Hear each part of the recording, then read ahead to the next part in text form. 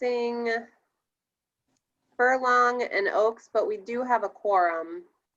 We're also missing Barron, but she's not going to be able to make it this evening. Okay, well, it is 5:30. All right, I'm going to call the meeting of the Community Development Authority for September 10th, 2022 order. We got a lot on the plate. And the first item is the roll call. Brar, Here. Barker, Here. Barron is absent. Furlong. I'm going to mark, I know Kieran is planning to make it because I just got an email from him. right Oh, there he there. is. Nelson, Here. Oaks. Kari has not joined yet. Olson. Here. Weber. Here. So we're missing Kari and we're missing Belinda. Did you call in Katie is there as well? Katie Nelson. Yes. Okay. All right. Okay. So the next item is the approval of the minutes. You guys had a chance to look over it, and we did cover a lot of things. So, and there were also some action items on that one. So, need a motion to approve. Barker motions. Okay. Need a second. This is Katie. I'll second. Okay. Any questions or comments? All those in favor of the motion to approve minutes say aye. Aye. Aye. Aye. Anyone opposed? So the motion passes unanimously. We are on to the next item. This is the brainstorming session for improving downtown Middleton, part 2.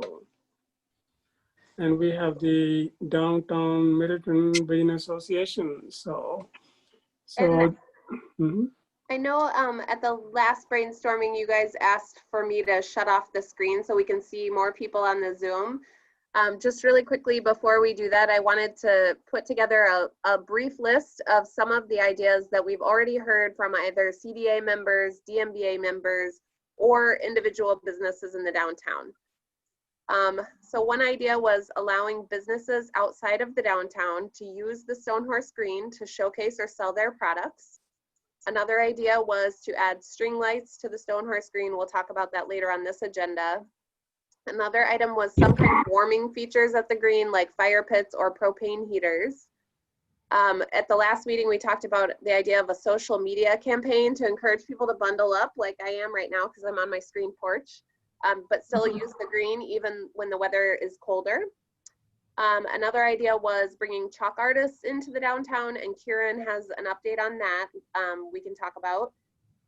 Enhanced landscaping around the downtown. We're also going to hear from our city's horticulturalist, Steve Finnegan, a little bit later on the agenda. We talked about the street closure on a temporary basis as an idea. Should we try it from a Friday through a Sunday just for that segment of street that's adjacent to the green? We know that there are some concerns from some of the businesses about that idea.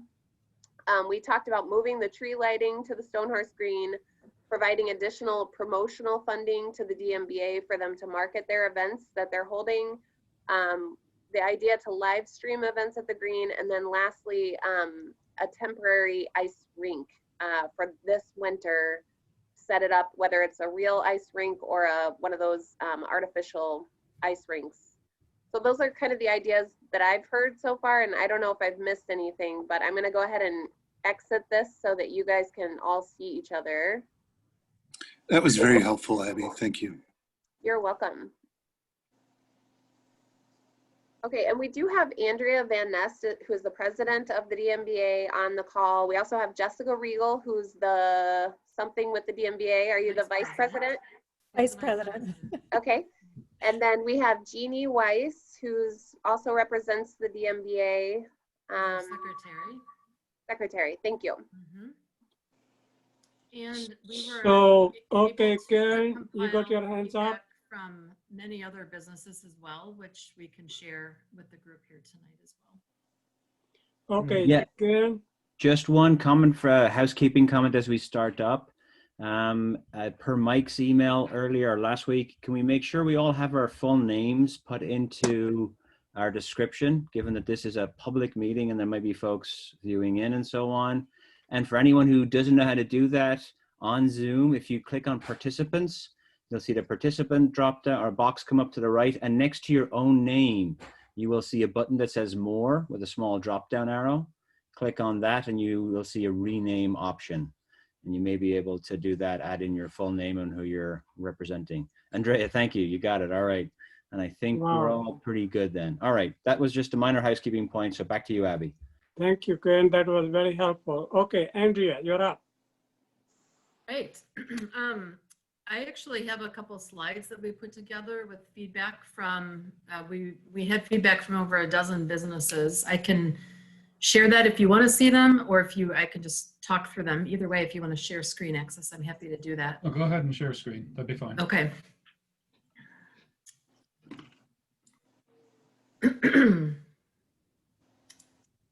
So share my screen. And here it is. So now we're back to small pictures again, sorry. So you can't see everybody. But coming out of the city council meeting a couple weeks ago, I think, where the loan versus grant was talked about, there were also a bunch of ideas for what are some non-financial ideas that the city or the CDA could be helping with to support the businesses. And so we took that request out. So the chamber kind of led the initiative to get survey feedback on loans versus grants, and we took the initiative to get feedback on non-financial ideas. It doesn't mean they wouldn't necessarily cost money, but it's something that's not financial support to the businesses specifically. So the first area of ideas, we'll call kind of pivoting on the Stonehorse Green Plan and just really building on this incredible momentum that we have going through the support that's already been given with the Pick Your Picnic campaign and really getting people to come out. And there's really a sense of urgency on this idea or this wish, because as we know, picnic season and patio season are about to come to a close. And there really is a lot of trepidation among business owners, not just restaurants, but retailers as well and service businesses on what happens when outdoor season comes to an end. There's already a huge drop in foot traffic, people being out and about. And so we just really want to find a way to keep this great momentum going that we've been experiencing. So some of the ideas kind of that are underneath this wish area are, first, just add electricity to Stonehorse Green so that we can get string lights going. There was talk about even extending street lights beyond Stonehorse Green into other areas of downtown to really create ambiance and define the space. But beyond ambience, there's a huge sense of urgency on this because it's just getting dark earlier and earlier. And I can tell you, restaurant business dies as soon as the sun sets. I mean, it just, so that means we have fewer and fewer hours every day for business, and it's a huge concern. Post picnic season, and I love the idea of bundle up to encourage people to get out, but we really think that the eating occasions will shift. Right now we're in kind of more lengthy dining occasions. We think it'll become more quick handheld eating occasions. So maybe we don't need picnic tables out in the park anymore in Stonehorse Green, maybe more seating clusters, so that it's a quick, easy place to sit down and grab a quick bite to eat or a quick drink. Kind of a thing. We have ideas on that coming up. Heating elements and fire pits. We had a fun idea from a business. Live music has been working really well, that Village Green has been sponsoring. And is there a way to build on that and continue to build traffic? Some kind of covered structure or coverings of some sort so we can shelter from rain and snow. I can tell you, as a restaurant, with 3 bad days of weather right now, our sales have virtually come to a standstill. I mean, I'm talking our sales are a fraction. This is a slow week any year because of back to school, but with bad weather and no patio seating, we're at virtually zero business, quite frankly.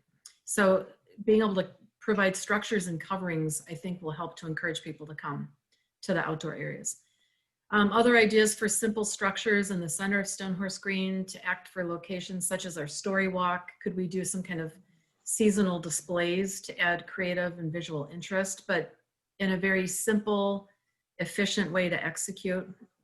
They don't have to be expensive, but they need to be quick. Kathy Olson has already taken forward a bunch of the LNO questions that came up in our last monthly DMBA meeting around some of the alcohol licensing and so forth. But there were a couple of other ideas on, can we walk with open beverages? I think that was brought up, or glass bottles can only, because that opens up all kinds of hot beverage opportunities for mulled wines, hot ciders, Oktoberfest beer paired with small handheld bites, which could be a really nice way to get people moving around and bring downtown and come downtown. There's a wish for space for activities in Stonehorse Green, so we don't want it to be all clusters of seating because we want people to be able to get out. And as we look ahead to winter carnival kinds of activities that we could be doing, building snowmen, decorating the Christmas tree with bird feeder crafts, bird seed crafts, that kind of idea. There's a lot of interest for an ice rink. And then the question did come up for porta potties, especially if businesses are constrained on who knows where COVID's going to go with being able to have what kind of a capacity indoors. If my patio is shut down and I'm only curbside carryout, I probably won't have my restrooms open for the public. And so it's just something to think about. So those were some of the ideas on infrastructure for Stonehorse Green that people were interested in seeing move on. So that was the first opportunity area. We can either build on that or I can move on to the second area. I don't know how you want to work this. So any questions for Andrea for this particular part before we go to the second one? So I'll weigh in here. I just had a quick, Oh, go ahead, Karen. Well, first of all, I just wanted to say to Andrea and to Jessica as well, thank you very much for attending. And, you know, I'm really eager to hear. It looks like the picnicking worked for the downtown businesses, but we'd love to hear some feedback on that as well. I get it. We're always like looking forward. What do we keep doing? Mm-hmm. But it is important for us as a committee to just understand, okay, is what we're doing, did it help? Was it worthwhile? So that we can inform the decisions going forward of what we can do. One comment is I need to be very cautious around balancing the public health concerns, like you've mentioned around the gathering, you know, clustering of people and so on is a concern. And so, but we also obviously we're trying to balance that with how do we ensure we can provide as much support to the downtown businesses as possible. So I think on your October, you know, the mulled wine, hot cider, and all that kind of stuff. I used to live in Germany, so the Christmas markets, I loved all of that kind of idea, and I could see some potential there. But I think we'd need to try and focus on things that can be spread out over multiple days, weeks, you know, months or whatever, as opposed to having concentrated gathering events. So instead of an evening Christmas market or something, it's more, yes, Long Table has a stall outside, or Village Green has a stall where you can get hot cocoa, mulled wine, Bohr and Colm at first, or whatever the, you know, choice might be. So that's just one caveat, I guess. I wanted to make sure that we have to balance both of those concerns, the public health with the business aspects. So and we completely support that. And in fact, in a lot of our brainstorming, even when we think about something as simple as a structure, you just get down the rabbit hole of how big is the structure? How many people can fit in the structure? How do you distance people in the structure? Can you have sides on the structure? Because there's no HVAC system and it's like, so we completely support that. And in fact, when we get to our third area, which is kind of marketing programs, everything that we're thinking about doing is absolutely spread out over time. No single point in time ideas, because we really do need to spread these things out. That's great. That's great. Okay. But how are things going? I can give that quick update. Oh, please. Yeah. Picnic in the Park has been nice at bringing people downtown, albeit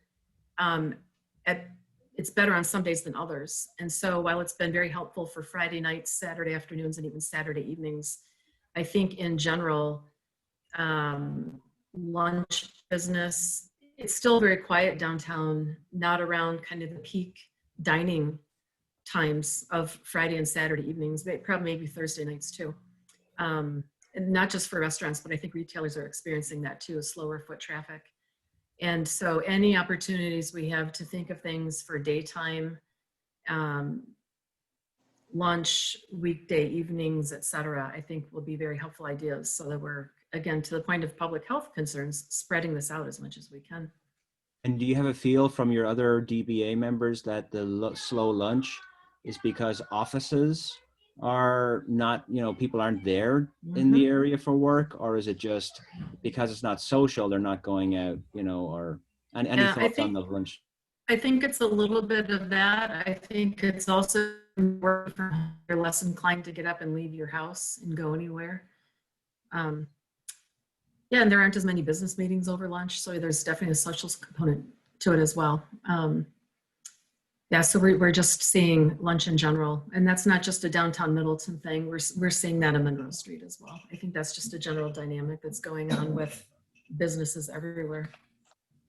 You know, there's also, even though business capacity can be 50% for retailers or 25% for restaurants, with the exception of a few times, and Jessica could confirm this, with the exception of a few, maybe Saturday afternoons, where maybe we're hitting capacity, people just aren't really out and about all that much. There just really isn't all that much foot traffic, whether it's because they're working from home and now they're having to monitor school at home as well,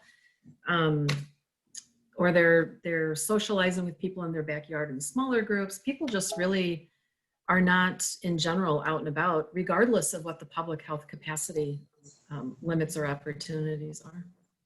I think it's still fear of COVID-19. So more questions for Andrea. Andrea, this is Kathy. I just wanted to weigh in on this walking with open containers. That is a non-starter unless the street is closed. That's state law. Okay. So I did bring it up, but unless the street is closed, we won't be able to look into that any further. Okay, all right. Dan Barker has his hand raised. Okay, Dan? Thank you. And I wanted to thank the DMBA for coming to our meeting. Very much appreciated. And Kathy kind of headed down exactly where my question was. I'm wondering if the DMBA folks on the line could give us their perspective on the street closure, how it would impact you and your members, and if you're for or against it, and just any feedback on that. Because I think that could be the solution, right? If that street was closed, more space, and we could go from there. Thanks.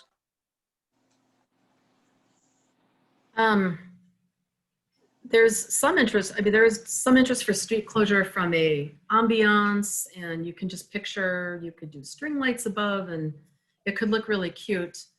It does feel like we're running out of time this year to really maximize it. Beyond, if it's on weekends, I mean, quite honestly, at Long Table, I'll tell you, on Friday nights, because we are trying to keep our kitchen employees distanced in the kitchen to be safe at work as responsible employers, we're pretty much at capacity in terms of how many meals we can serve on a Friday night at Long Table. I will tell you, it's nowhere near the amount of meals that we need to be serving, but in order to be responsible employers, we're at capacity. And so to close a street doesn't necessarily help, because it would be closed on the weekends where we're kind of already doing that. Now that's during patio season. Where it goes when patio season ends, I don't know people aren't going to want, I don't know where that happens when cold weather happens. If we had the ice rink in that whole area out there, I'm envisioning that would be more room for people to socially distance. They park down below underneath the building, and then come up, and we've got the lights, we've got some fire features, we've got the ice rink a little bit, but yeah, I see it there now. I walk by, it's crowded, and a lot of people are not wearing masks. Yeah, and I hear that. I mean, if the ice rink is there and we're looking at it for additional seating and additional space for people, that could be worth exploring. Sure. I guess I'm just wondering what's the downfall?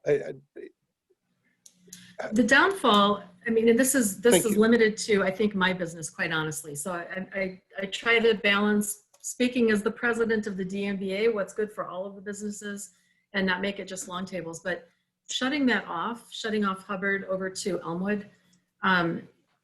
My business is the only business that's open in the evenings that no longer is accessible, which is important for curbside carryout because most of my business is about to shift back to strictly curbside carryout. So the retailers on that stretch of block are already closed at 5 o'clock anyway. I don't know that it would. On weekends, it might affect them because if it's a Saturday day and they are open daytime, it could affect people coming. There's a perception already of lack of parking. I just feel like I like the idea, don't get me wrong. There just could be some negative unintended consequences. Thank you Andrea, for your perspective. Where the street, if it's closed, could you do pickup at the intersection of like Aurora and Elmwood? That would be closed and the people could just pull up in that in the street area there, in the intersection area. We could. There's a whole nother dynamic of curbside carryout that as we get into winter months, we've not had to, we don't have any data points on. And that is how much curbside carryout are people gonna wanna be doing when it's cold winter out and they have to walk a far distance? Right. We don't know that yet because we started all of this in late March, early April, and the weather was already not quite so bad at that point. So I don't know how far people are gonna walk for curbside carryout. So Kari, you have your hand up? Well, I was trying to, I don't use Zoom for my work things. We use something else, so I forgot how to raise my hand in Zoom. But anyway, Andrea, I'm sure you would have, I'm sure I'm wrong, otherwise you would have thought of this, but do you have access, can people drive through that parking lot from the back of your place? Is there any potential for curbside pickup out the back door?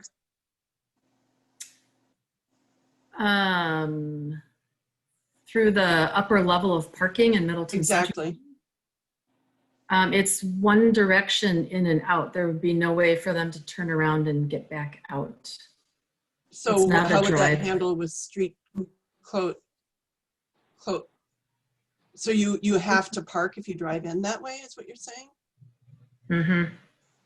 And very often when the parking spots are full and it's really tight and very hard to turn around if the parking spots are full. It is a very tight parking. It is. Okay. Yeah. Yeah. Okay. Thank you. Katie Nelson has her hand raised, and Katie? also, let's see who else. Kathy Olson as well. Okay, first Katie and then Kathy. I guess I was just, my concern was for the curbside pickup that we were wanting to give all the retailers until the end of March. I think that's the date we did, right, Kathy? But Right. anyway, I worry that like places like Fun.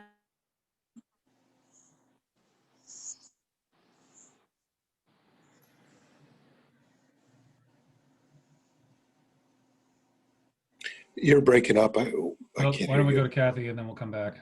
Okay, Kathy, go ahead and then we go back to Katie, so. Andrea, another idea I was wondering about, what if they bring in like a truckload of snow and they could use it for like little sledding hills or something if the ice skating. That would be ideal. That would be awesome. That would be fun. Yeah. In the Okay. green. Yeah. Yeah, and that could be part of the snowman building too, if they bring it in, and yeah. Yeah. It might that would be less, fun. less maintenance and less, I don't know, just a thought. You know, when we get to ideas for Winter Carnival, which we've got in our third area of opportunities, that would be a really fun addition. Okay, Katie, you want to say something? Are you back? I don't know if I'm back or not, but Okay, I was you are just now. I was just concerned about the curbside pickup with like the gift shop, Fontaine. If the street was closed, I would think that would be a hindrance. That's all. Yeah, and the goal was, Kathy, just on that, was to have closures after store closing hours, more for evenings and so on. Yeah, but partially, so that the whole street would close after 5? Yeah, I mean, obviously we're trying to figure out what would work for all parties as best as possible. Right. I don't know how to raise Parker my, has his hand raised. yeah, And how do, I'm Who not able to does? raise my hand for some reason. Can I put myself Okay, in queue? Chris, go ahead. Yes, go ahead, Chris. Oh, all right. Yeah, let me go. Thank you very much for this overview. Appreciate you being on the and presenting this. Well, just in the interest of time, because we only have like 5 minutes left with this. What are the priorities? What can the CDA do for like what would you like us to focus on to make happen? How about that? Well, on this page, the number one priority is getting electricity into Stonehorse Green so we can get lighting. That's the number one thing that people keep asking for. And whether that's a partnership with a contractor who could somehow help or sponsor it, or it's Can all you give from us an CDA. idea, Andrea, of how much electricity, like how many outlets are you looking for and what are you looking to power? So we're looking to power string lights primarily. And so Okay. so last year we put the Christmas tree up, the DMBA, I think between the cement post and the tree and all the lights, I think it took like $700 out of the DMBA budget, only to find out there was no electricity to plug the lights into. So how much we need, that part I don't really know. But to power string lights, Okay, would be awesome. well, we can probably take a minute Okay, to follow up so with you that. will- Are there any other priorities then that are on Well, that the list next besides priority, electricity? actually, there is another priority. It's on our fourth page I wanted to get to. This is still page 1. So the next several pages are probably quick because some of them are already being talked about in other. Okay, so let's go to the next page then. All right. So the second area of opportunity is just for the city to help us create and reinforce top of mind awareness that downtown Middleton is here. Some ideas that have come up are downtown Middleton signage on the Highway 12 exits. I know the mural on the Roman Candle building has been talked about. There's still a lot of interest from the businesses about that. And then what can we be doing to making sure we're leveraging any city e-newsletters, social media platforms, and Alder newsletters, just to keep getting word out. You know, we don't have a lot of money to pay for advertising for paid media. So what can we be doing to leverage communication vehicles that are already going out to Middleton residents? All good ideas. Yeah. The third area is creating more socially distanced programming that bring people downtown on a regular, consistent basis. And this completely fits in with the comment made before, and we have to be mindful of the public health guidelines. I sometimes struggle a little bit with where do we cross the line for what becomes an outdoor event, which has a limit of 25 people in an enclosed space is the current public health guideline. So really, we're trying really hard with the October Story Walk, which we're excited about in partnership with the library and Parks and Rec and the costume contest. That'll turn into a holiday story walk with lots of opportunity for tie-ins. There is an idea for renting out fire pits. This could be an option or an opportunity for CDA co-op funding to do fire pits on a rental basis, on a first come, first seated ticketed basis. Your ticket would get you the fire pit, firewood, some kind of drink and food bundle of something from partner businesses, whether it's s'mores, hot dogs, pretzels, a beer, whatever it is.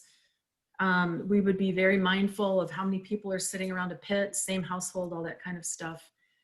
We were thinking for management of the pits, because the fire department does require that they be monitored, that somebody be there with them. Could we solicit volunteers from some of the Good Neighbor Festival trustee organizations or other community members to help monitor? Businesses will be very hard pressed to provide staffing for this. We are already hard pressed to pay for staffing as it is, where most of us are down 50% of employees or more. And so that means owners are picking up all of the, all the duties to run all of just the operations of our businesses. So it's going to be hard for the businesses to staff this, but maybe there's opportunity to find volunteers. So that was a fun idea, we thought, to bring fire and warmth elements to Stonehorse Green.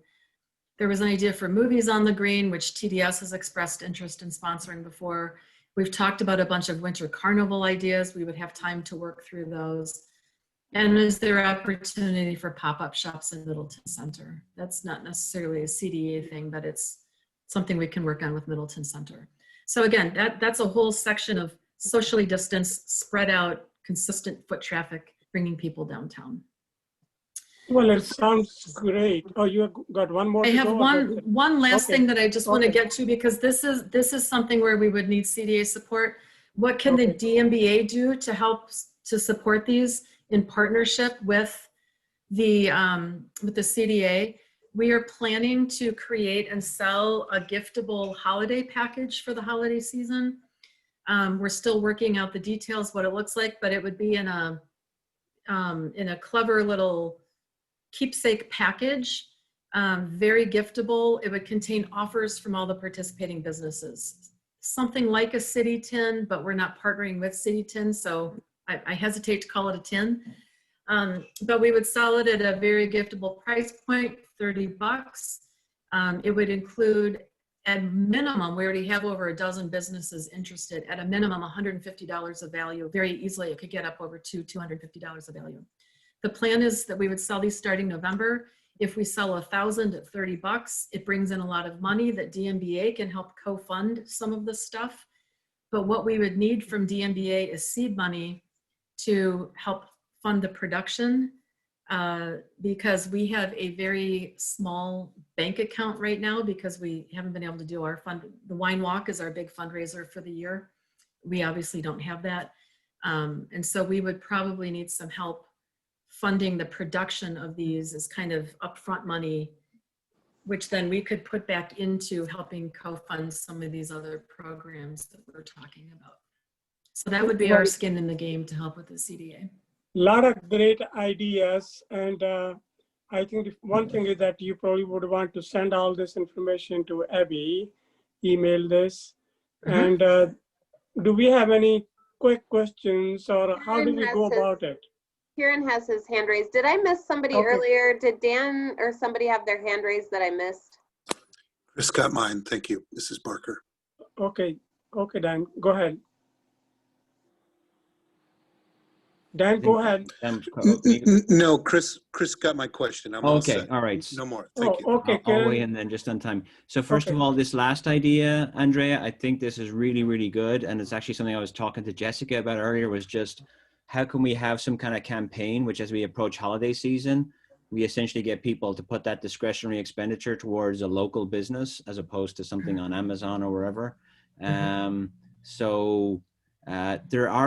aware of a startup as well that's doing something like this for, you know, kind of smaller cities and so on. How do they actually get the online shopping traffic to stay local? So that's something I'll follow up maybe offline. I'll go and I can reach out to you, whatever else. But absolutely, I think some kind of buy local campaign. I think we'd all weigh in behind that and throw our support behind it for, you know, the kind of buy local Saturday after Thanksgiving. And then this idea of having a package. The other thing would be to reach out to businesses. I don't know what's going to happen this Christmas holiday season, but there's not going to be, you know, holiday lunches and so on. Will businesses be doing more gifting, sending hampers or, you know, things like this? I think this would be another opportunity to say to local area businesses, if you were doing that, as opposed to going online and ordering the hamper from some distant website, how about you do the Middleton gift package, giftable tin package? So yeah, I'm supportive of trying to figure out some way we could work with the DMBA on this. And then one comment on the fire pits. Would there be an opportunity to tap in with some charities who want to have people standing outside of stores and so on anyway, you know, shaking the bucket? And they could be fundraiser / fire monitor. I don't know, just an idea. Yeah. Good idea, good ideas. Okay, how do we go forward from here? Do we want to make a small group here to work with Andrea and Abby? Mayor Kari also has her hand raised. Okay, Kari, go ahead, please. Oh, just quickly, before we move on from this, I just recently joined the board of the Middleton Endowment, and they asked me to let you all know that they also are interested in doing some dining out or event-based fundraising partially with an idea of being able to give back to the community and to businesses during this year without, disturbing some of their other giving things. And so I think it would be important to stay in touch with the endowment in order to work together and not at cross purposes. That's great. That's great. Okay, so we need some ideas that there's a lot here now. So we have to find that how do we go about picking the ones which we can work with, and how do we move forward? Karen, it looks like you want to work with this group, right? I will too, since Sure, I'm I'd be happy to. around the corner. Karen and Kari. So who else would like, then of course, Andrea. Kathy, you want to work? I can work with them. Yeah, sure. Okay, and I know Katie as a business person might be interested. So, okay, we have this small group. So, Katie can work because of Eleanor. Katie and Kathy can work together, right?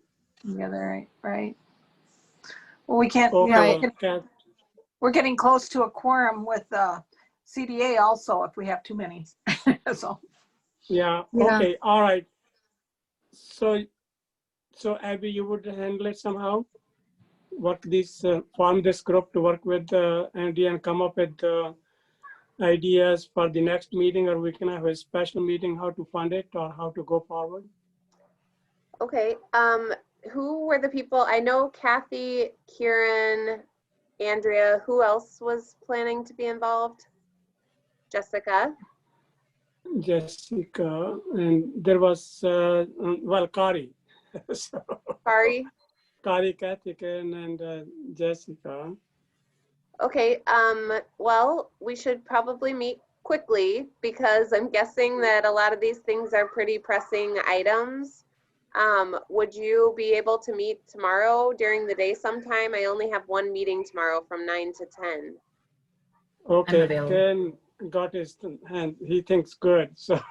Okay. Yeah, I'm on a furlough day tomorrow, and I'm just home teacher, so I can probably step out for a meeting. Maybe we could I have meet. two other things scheduled already, so it would depend on the time. What time would work for you, Kari? What time is yours? Mine's 9 to 10. I could go right away at 8, but that might be a bump up against the school day for people who are getting their kids set up. That would be tricky for me. Yeah, okay. Could we My do, meetings like, are I could go 11. 11, that would work. Would that work for everybody else? 11 a.m.? Okay, I'm gonna send you a Zoom invite. Great. Okay, this is wonderful. Other quick input before we move on to the next item now. Okay, so we got this small group, and you guys are going to come up with some great ideas, and then we may have special meeting or whatever to take some action to move forward. Is that good? Mm-hmm. Any further quick questions or comments before we move on to the next item? Kieran, if you wanted to talk chalk art, you would need to do that now on this agenda item. All right, let's. Okay. Okay, we can do that real quick. Let me just share screen. I think this is probably easier to do with a visual. So I shall do that. All right. Hopefully everyone can see a blue splodge. Yep. Yes. All right. So basically, this was an idea we kind of, a little brain spark from one of our prior conversations. It was actually something I wanted to do with my kids over the summer, but essentially a solar system art and walking tour through downtown Middleton. Essentially, the concept is we have mapped out to the scale of the orbits where the planets are. So we start with the sun by the library or Stonehorse Green or somewhere. And then, a family or something could take a little afternoon outing and walk from the sun to Mercury to Venus to Earth and so on, and see all of those. And it would be, educational as well, right? So they're getting the concept of the scale of the solar system, plus it's something to do. These is what the orbits would look like. I've overlaid them on Middleton. So to just squeeze in Neptune, we're probably going all the way out to Quisling Park, but you'd actually get, the first 4 or 5 planets all within the Middleton area. So you can imagine, for example, if you were to pick, let's say, Hubbard Street and look where each of these dotted lines cross the street, that's where you would find a picture of the planet on the sidewalk. And so a family could walk and see these and kind of tick them off and learn about the planets, or kids go on bike or something like that. Zooming into the inner ones, you'll see how many you would actually have in downtown. So it will be another thing that potentially could fit in with like your October walking tour and so on, Andrea, that you mentioned. This was my quick mock-up. I did all this in about 20 minutes before the meeting, but you know, Jupiter on the sidewalk there by the senior center, you know, that's kind of what we're looking at. So that, and we'd have some writing around it, some facts or something like that. So how do we do it? Initially, I was hoping to do this over the summer with chalk art, so it would last for a while. Obviously, the past week's weather, I mean, chalk would get washed away pretty quickly. I did have a quick chat to Megan McCombs from the art committee. There's pros and cons, obviously, with chalk art. One is it's there, and when it's there, it looks good, then it washes away. However, when it washes away, at least then you don't have to worry about maintenance. Some of the issues with sidewalk paint, they begin to chip, they begin to look a little ratty. So chalk might be something good. It just means we'd have to, it would be temporary, or we'd have to come back and reapply at different times. Some of the chalk artists out there, so Abby had also flagged these to me as well. So Rogers Create came for the Good Neighbor Fest. Well, I think they actually came a little later and did this beautiful chalk drawing in Middleton. So that's if we were to engage, if you like, a professional local artist to do something like this. That one was around $500, right? So you're looking at the cost of what that would cost then as well. There's the potential to do something through Dane Arts, Mural Arts, where they would engage with local school kids or students or something to do something like this, and it will become a community activity, which I kind of like the idea of as well. This was another artist. So many of you have seen the beautiful flowers outside of Regal Find. That's this artist, Melanie, who some of you may know. She used to work at Woolley Street. She's at Pick and Save now, but you see her doing the flowers outside of Regal Find there at Parmenter and Hubbard, or Elmwood, sorry. So then in terms of next steps, so a few of the options would be hire a local artist like Melanie or like Rogers Create to do it. And there would be a cost for that, obviously. Actually turn it into a community project where we could have Dama do that and coordinate with local students or so on. Or we could just go directly to the school district or to one of the schools and ask one of the art teachers, is this something you'd be willing to do with a group of your students? And you can imagine we could do it socially distant. There's a bubble at each planet drawing or whatever else. It's not like a huge group of people all together. And I think the proposal would be from this, that CDA would cover cost of materials or executing this in some way, shape or form.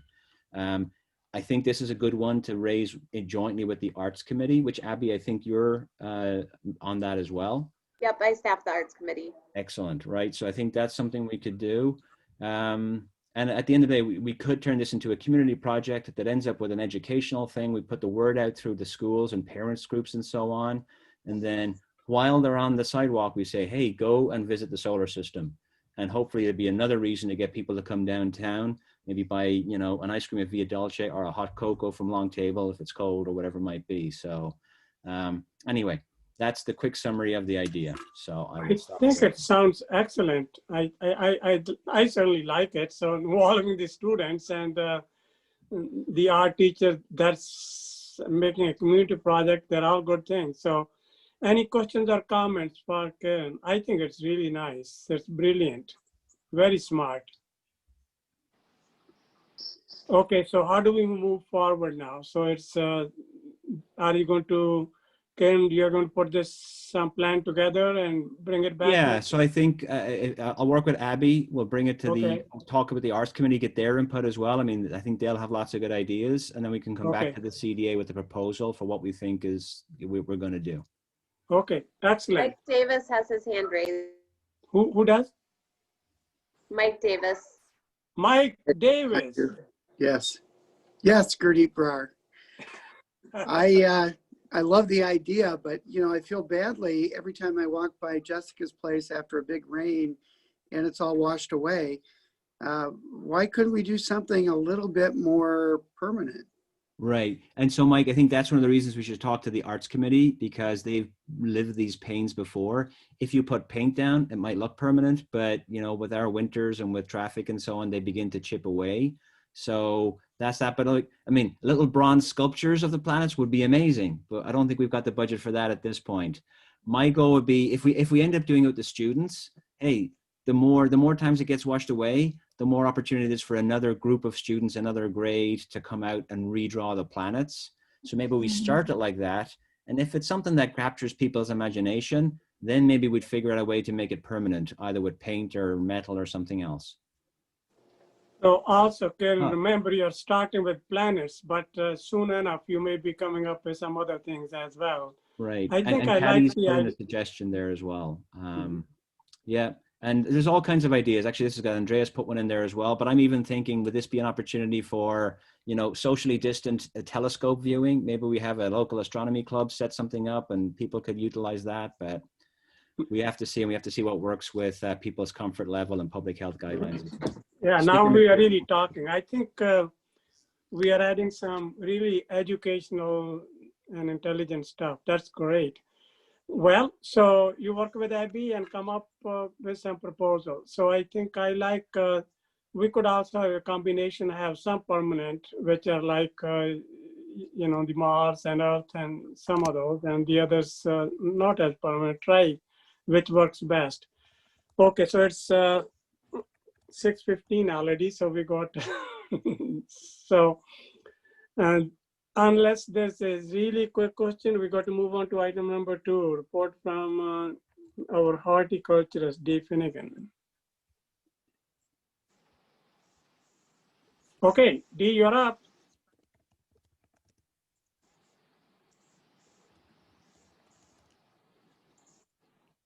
Dee, I think you're still muted. Let me see if I can unmute you. There we go. Is that better? Okay. Yep. So I've been working in the downtown horticultural specialist position for the last 2 seasons, 2019, 2020. And I've worked anywhere from 32 to 40 hours a week during the season. My background is I have a bachelor's degree and a master's degree in landscape architecture from Madison. And I've had a lot of experiences, especially when I was involved, when I was going to school with internships, and most of them were planning related. So, I worked with the planning folks in Middleton, which is where I came to realize what a great place it is to work. Let's see.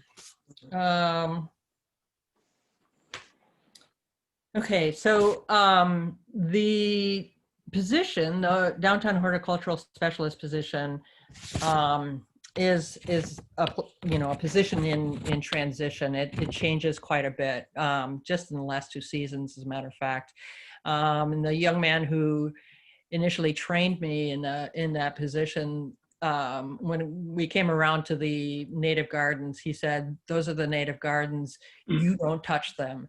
And I said, "Well, I actually believe that's why I was hired, or one of the reasons I was hired." So, it has definitely transitioned from more of a maintenance focus. The first year, I spent a lot of time pretty much mowing, weeding, mulching, and at that time too, I changed out the trash receptacles for the downtown.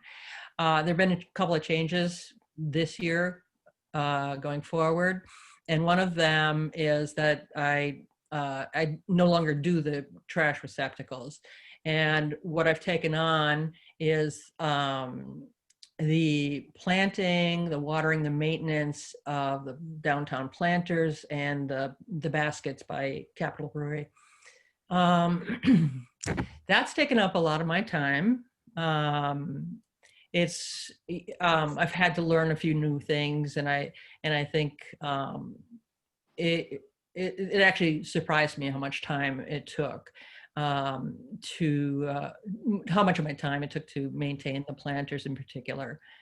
The other change was that I was given an intern to work with, and he has been very, very helpful. And the kinds of things that he does now, as I'm transitioning more into the watering and that sort of thing, is mowing, He's done a lot of mulching, a lot of weeding, so a lot of the kind of more standard maintenance.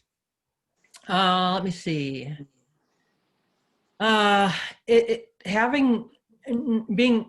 having to do trash and having an intern has been incredibly helpful, and part of it is because the planter and the basket maintenance takes up quite a bit of time, but also I've been able to do a few other things, like participate more in horticultural maintenance and planning and that sort of thing.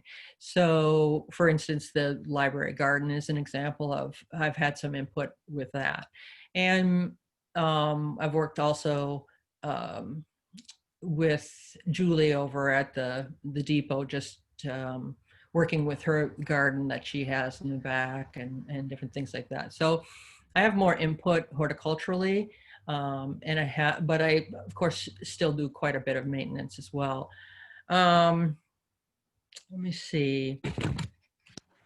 I think one of the things that, as I mentioned, this is a changing position. So the future I could have more input in the direction of the downtown landscaping, including how it can be used for stormwater management, increasing biodiversity, ecological services, like providing more services for pollinators, that sort of thing. One thing I am working on that I've really been enjoying is trying to come up with some guidelines that will help us with the future landscapes in downtown Middleton. And some of the things I'm taking into consideration is kind of blending the ecological services with some of the things that I guess appeal more to people aesthetically. And and I think there really is, we have our native gardens, and they're not necessarily completely supported in essence. And I think there's a lot of things that we can do to sort of blend the concerns of people who do like the ecological services, but also want to be able to look at a beautiful garden. So that's kind of where I'm at, and I'm happy to take any questions. So you have plans, which I actually went through. So do you want to go through what is that which you want to do? I'm very excited about it, and we all would like the downtown to look better than what it is. And Sure. Yeah, it used to, even that parking lot close to the library, it used to look great. And lack of maintenance over the year, now mostly you see the weeds and rocks. And then also along the, the Terrace Avenue where there's a parking lot, it used to look awesome. So I think I like you have those plans where you got A, B, C, D, E, F, those areas. And I would be very excited that, that we should bring this back to life. We may differ in some things. I guess you may not care about the daffodils, but that's okay. Our daffodils are tulips. They have their place. They definitely have their place. Yeah, but I can live with that. So, but as long as it looks beautiful, I looked at your list of those flowers and also some trees and shrubs. They all look good. So, Good.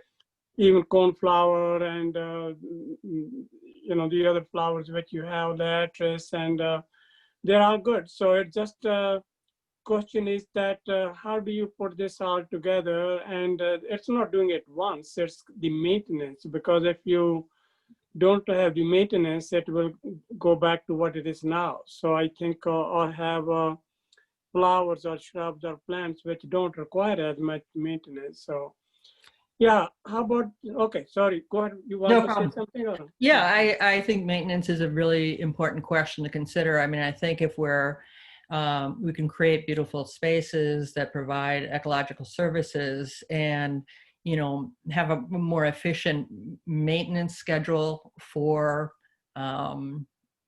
for the various places. I think that's, you know, hugely important. I think part of me coming up with guidelines, not only does it, you know, name specific flowers or suggest particular places, but I think it also kind of it creates the values that will drive, you know, not only downtown landscape design, but, you know, a lot of what's downtown. And I think I've mentioned two ways to within the position to be more sustainable, and composting, and a lot of other features too. And I think a lot of these will be driven by you know, these guidelines in essence. And I have had some, I have put together some plans, and I think I would want to revisit those, but I in general, I can kind of send those out and give you an idea of what the plans look like. Yeah, I think what would be important would be prioritize. Composting is good, but that's the first would be, you know, the sort of plan, what you want to plant and where. Okay. And I do have a plant background. I'm looking at the gardens I have here. So, you know, I'd be more than happy to talk to you, but we have to make this downtown look, you know, a lot better than what it is. That got a tremendous potential. I know you didn't touch the part which is the west of the city hall, which is a lot of weeds now, but that can come later. But if you could come up with a plan for, you know, those areas along Terrace Avenue, along the parking lot, and you already did something, you know, Elmwood actual plan. You will want to have that many plans. This is where, how much it's going to cost, and that would be awesome. So is it open Two for? participants have their hands raised. Okay. Nelson and Barker. Okay, Katie Nelson and then Barker. Dee, first of all, amazing work. It's endless, I'm sure. And one question I've had over the last bunch of years is I'm wondering, because in our planters, they're so big and it's hard to get a good scale with a lot of annuals. And I've wondered if it would cut down on your work, and maybe I'm being irrational, but if we had some sort of small tree or shrub in the middle of the planter, so that the annual plantings would have to take up less space and time for you. Yeah, I've been considering a couple of different options, and I think that's a great example. One thing that I've talked with Mark Wagner about is tweaking the design, at least for next year, because I think we learned a lot this year from what was planted, where it was planted, and that sort of thing. So I think what I really want to do is start with some small tweaks, but also consider a longer term approach to the planters. I think one of those, you know, we could always consider perennials, that sort of thing. And so maintenance, I mean, I think, as I mentioned, the primary maintenance when it comes to the planters for me is the watering. Once they're established, it's just kind of an ongoing, we mulch them, so there's not weeding necessarily, but there is the watering. And I think that we would need to water because of the planter structure, regardless if they were perennials or annuals. So I think, but I still would like to consider, you know, maybe even a more seasonal approach to it, you know, and you know, perhaps plant a tree or those kind of things. But I agree. I mean, I think that's a great area where we can make some changes and do some tweaks. It's not dummied up, right? There's soil all the way down those planters. Is that right? Correct. Right. Yeah. So it would lend itself to something bigger. It would. And I also think the approach we're taking right now is we're dependent on synthetic chemical fertilizers. And so that may be another way if we want to build a more, healthy soil in essence that could last a longer time. Clearly we want to take another approach, but having a tree or having perennials and having soil that's kind of built up through the seasons really go hand in hand. Great, thanks. Great idea, Katie. You got 70 planters. You can even have a, Alberta spruce on some. Well, again, you may not like some of those Alberta spruce or some of those, which I like, but it's a good idea to start. And Dan Barker, you're next. Thank you. Dee, I just wanted to take a minute. Mike speaks awfully high of you. You've obviously got the mayor's interest. I just wanted to thank you for your vision and passion. And it sounds like you've got a real sense of ownership in this. And I think that's going to make a difference. And I look forward to what you're going to do. Thank you, Dan. I appreciate that. Davis and Hilliard both have their hands raised too. Okay, Mr. Davis, and then. Yes. We're really fortunate to have gotten Dee for this work, just to be very clear. And having said that, I want you all to know that I'm hiring her to be an intern 20 hours a week when she's done with the fall season in mid-October, to be my intern and to work on developing some plans over the winter. So she will not be gone. She'll be working from our office cubicle over in this side of the building. And Mike, you might include that west side of the city hall too, right? Anyway, that's okay. So yeah. Hilliard, that's the east. We're on the east side. No, the west side is close to the public works building where there are a lot of. Oh, you're talking about Outside. the area outside of your office. You don't have a personal interest in that. Well, I like to look at the flowers like I'm looking here now. So I love flowers. Yes. Okay, Hilliard. So is that Kelly? Thanks, Mike. Kelly. My name's Kelly Hilliard. For those who don't know me, I'm the sustainability coordinator in Middleton.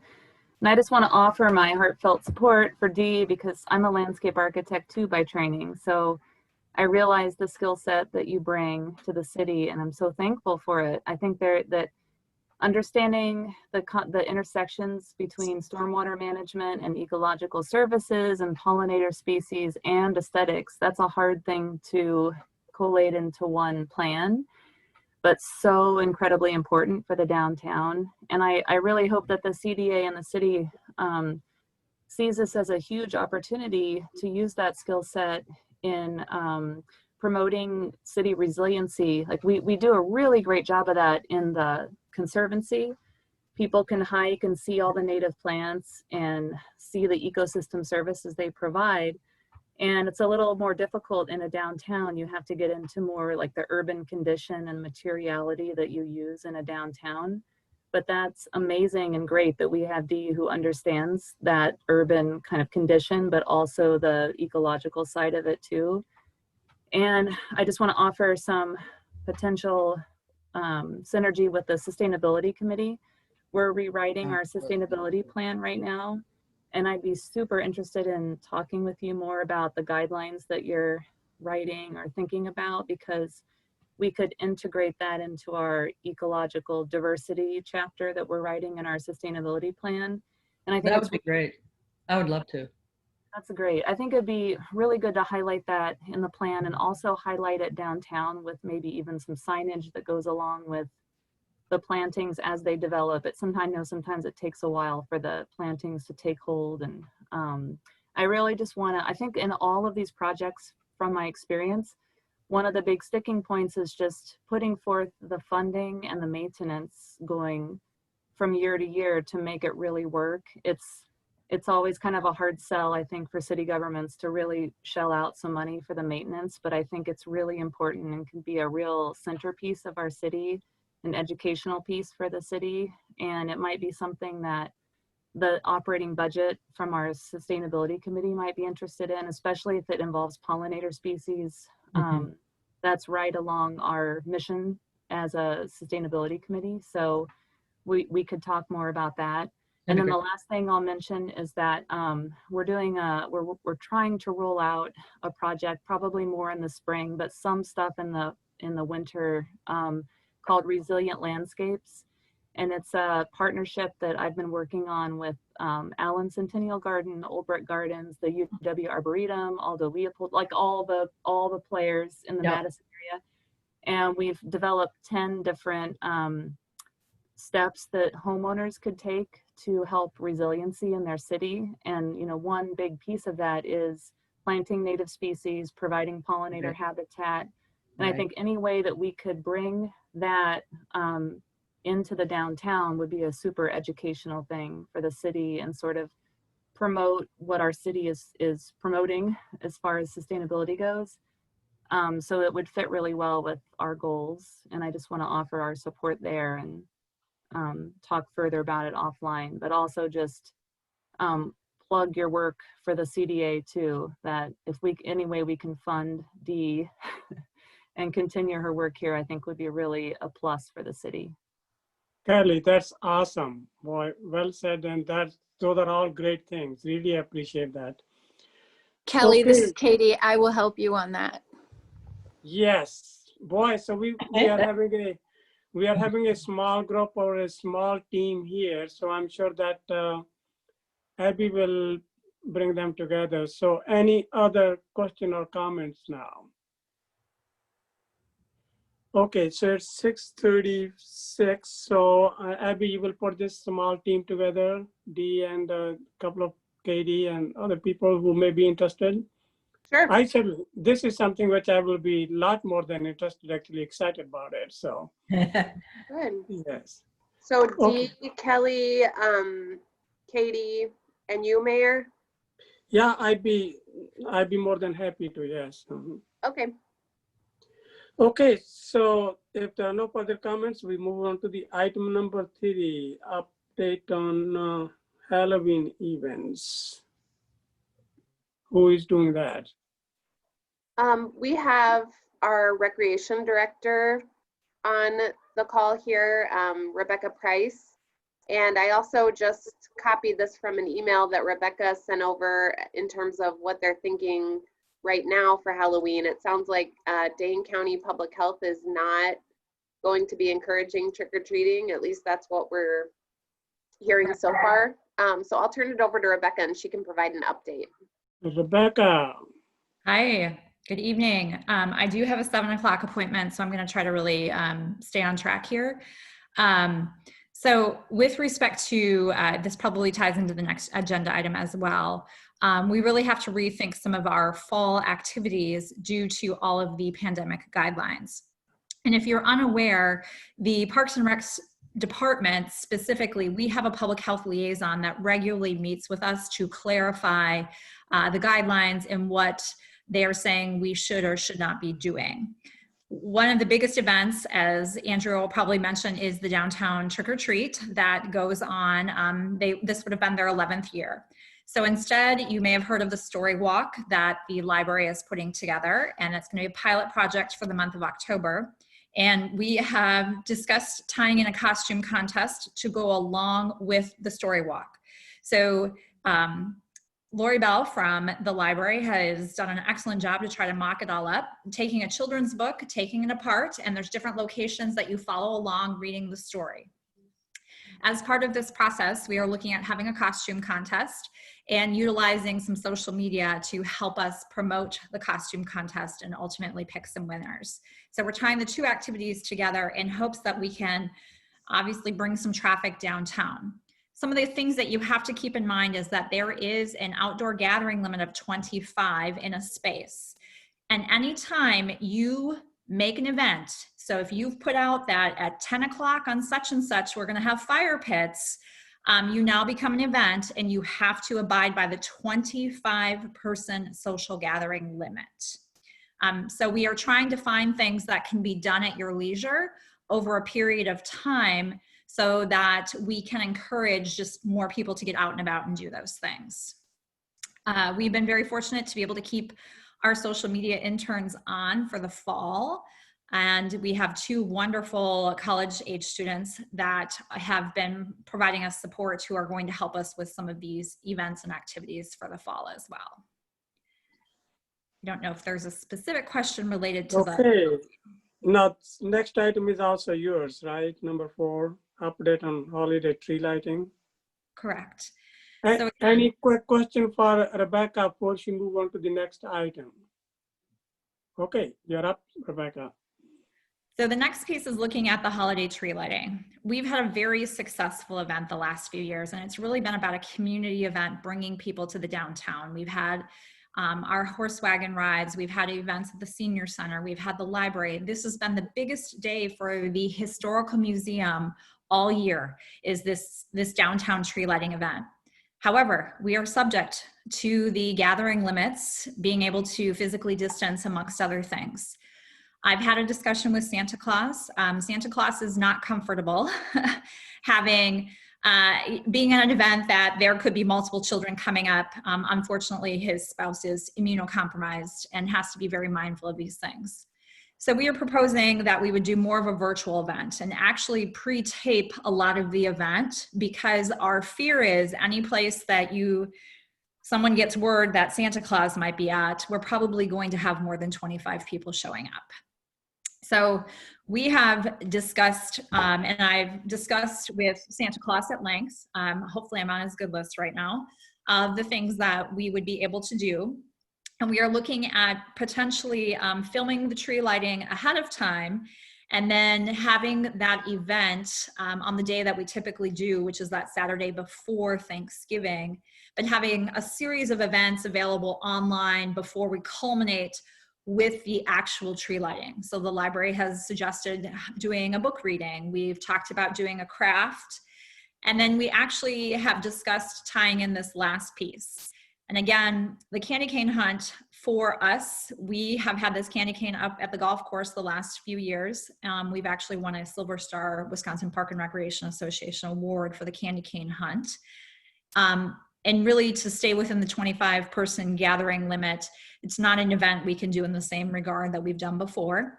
So we've had a discussion, and we've heard that Santa's elves sometimes are a little bit naughty, and they were going to be stealing the candy canes at the end of the tree lighting, and that we would be having a scavenger hunt for the downtown, tying into the winter story walk, that people would be following the clues and kind of reading the story along the way, gathering what we're looking at, laminated type candy canes along the way, and then they'll be able to turn it in for a prize at the end. So we're hoping that we are able to still deliver these events, but we're doing it in a way that we're not designating a specific day and time, but we're allowing this to happen over a couple of weeks. Hopefully this would also help for the Downtown Business Association, because people could go on a Saturday or maybe on a Wednesday night, they have some time and they can go partake in these different things. So it's kind of what we're proposing to replace our events, at least for this year. Sounds like We do a have great. an action item on the agenda for this, and it's just to allocate a small amount of funding. Rebecca thought that she would only need about $300 for the holiday tree lighting, which is much less than what we would normally allocate for this. I suggested that we go up to 500 just to make sure if any other expenses come up for the candy canes or any other needs for graphic design or anything like that, that might be better than having to schedule another meeting with the CDA. Okay, I need someone to make a motion to set aside $500 for the tree lighting event. I'll make that motion. This is Kieran. Okay, Karen Forlong, and need a second. Second. Is that Chris? No, it's Weber? Kari. Oh, that's Kari. I'm sorry. So second by Kari. Any questions or comments? Okay, all those in favor of the motion to give $500 for holiday tree lighting, say aye. Aye. Anyone opposed? So the motion passes. Okay, Rebecca, keep me in the loop as well what's happening. So Where's the tree lighting going to be? Is it going to be in Stonehorse Green, or is it going to be the old tree? We had planned for the old tree, because remember, we're filming it. Yeah. as part of it. So we still have the box and everything else we've done for the tree, the flip. So really, again, we're just filming that portion of it, and then we would be playing it later. Okay. I think that sounds like a good idea. Until when we have the Stonehorse green done, we could actually have a tree there. So, okay, any other questions or comments on this item? Okay, we move on to the next item. That's Thank you. item number. Thank you, Rebecca, and Thanks, Rebecca. thank you, Dee, and thank you, Kelly. Okay, we're on to item number 5, a recommendation to allocate funding for the Love Your Neighbor downtown everyday mural, $2,500. So, Yep, so the CDA had already expressed support for this project, but we didn't have a formal recommendation. We do have a little bit more information now. We know that the theme is going to be Love Your Neighbor. That was widely embraced by the DMBA and the Arts Committee. The contract that I included in your packet includes some precedent images that the artists are using, basically to show that they would not be intending to paint that whole orange wall at the Roman candle. They would use the orange as the background for the mural. And normally, even using the orange as the background, the cost for this would be just over $12,000 based on their cost per square footage, but they're willing to make us a deal and do it for $5,000 because that was the budgeted amount that we had discussed with you guys, and that's the amount that's been allocated by the Arts Committee. So what I'm looking for from you guys is just a recommendation to formalize that and to support using $2,500 in your budget to support the mural project. okay, need a motion to approve $2,500 for Love Your Neighbor mural. This is Katie. I will move that we give it $25. $2,500. Excuse me. Sorry about that. That's okay. Do we know, this is Barker, do we know anything about the design or anything? We will get a chance to approve the design, but the artists do not start working on the design until they have a signed contract. So because there's so many different governing groups that are kind of involved here, this has been a tricky one to stage and it's gotten delayed a bit because I needed a formal recommendation from you guys and the Arts Committee before I can put it on the council agenda to sign the contract. And then once we get that, the artist will provide 3 separate options, and then I can bring it back to the 2 different committees for a recommendation, but they will not start working on a design until they have a signed contract. Thank you, Abby. Any further questions? I need a second. Did we have a second? There's not a second, but I do have a question. If they're painting on this paint that's already there, do we know what condition that paint is? If we're going to be putting a mural on there, I want to make sure that the paint is relatively new and in good shape. It is. It was freshly painted just a couple of years ago. Okay. I mean, it is an older building, so it's not going to last forever. But the artists have been out to look at it, and they think that it's in as good of shape as it could be for them to use it as the background. Okay. All right. Good. We are going to need to put some parameters in place. I'm started working on that as far as like what the requirements are going to be for Roman candle. So how long do they have to keep it up? What happens at the end of the life of the mural when it's fading or chipping?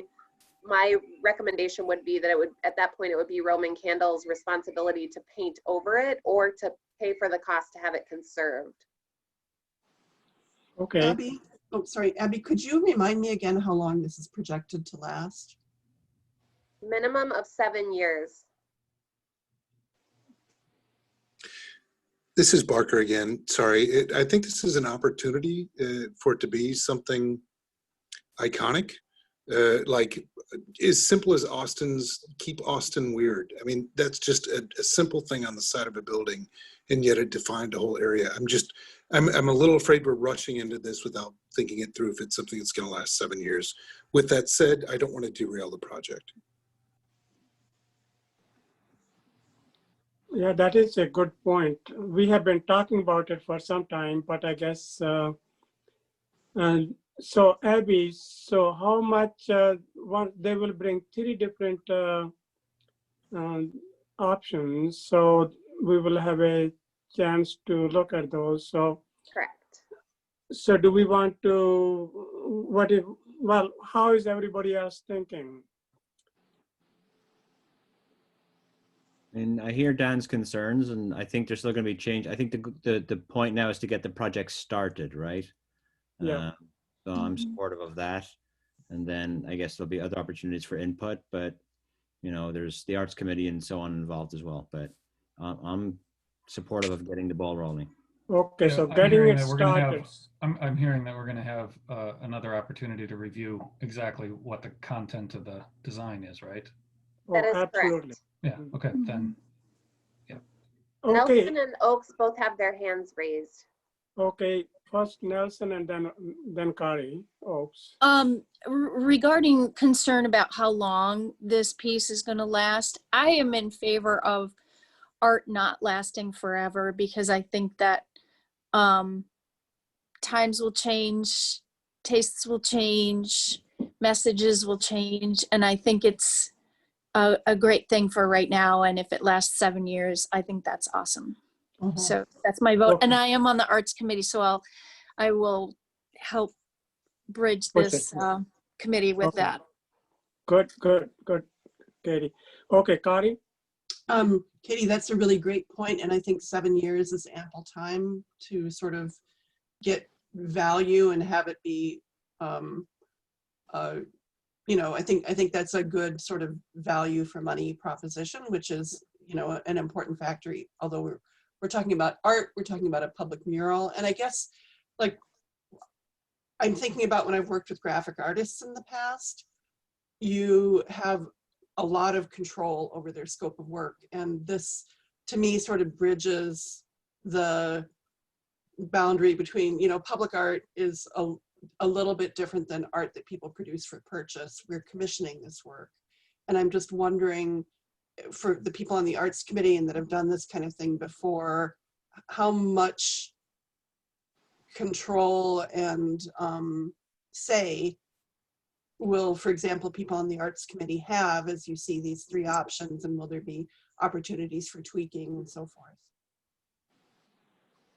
Abby? Yeah, this process is a little different than most of the public art projects that we've done in the city. We usually have done an RFP process. It's very lengthy. It takes years to end up getting something installed. This came up in a different way. It was an arts committee member who saw Oh Yeah Studios murals. They have one on Monroe Street that she was really impressed by, and so she brought it to the arts committee and suggested that we work directly with them. They were excited about it because this is a project that we could use money that we already have budgeted this year and get it done this year without, you know, dragging it on. Like, for example, the Dama mural that we've been working on North Parmenter, that's been a multi-years long process, and it's very expensive by comparison to this. So I think, you know, when we get the three concepts, we certainly, both the CDA and the Arts Committee would have an opportunity to make any recommendations for changes. I think that we're limited to a couple of, sending it back a couple of times in the contract, if I'm remembering correctly, before we would incur additional design costs. Usually what happens is when there are three concepts that are presented, there's one that the Arts Committee, you know, embraces and doesn't have to suggest any changes.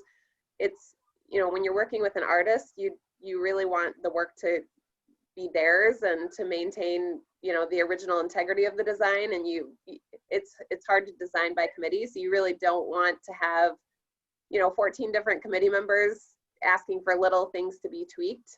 So I'm hoping we can steer clear of that. But there will be an opportunity, you know, if you absolutely don't think any one of the designs is right for this location, we could have them go back to the drawing board.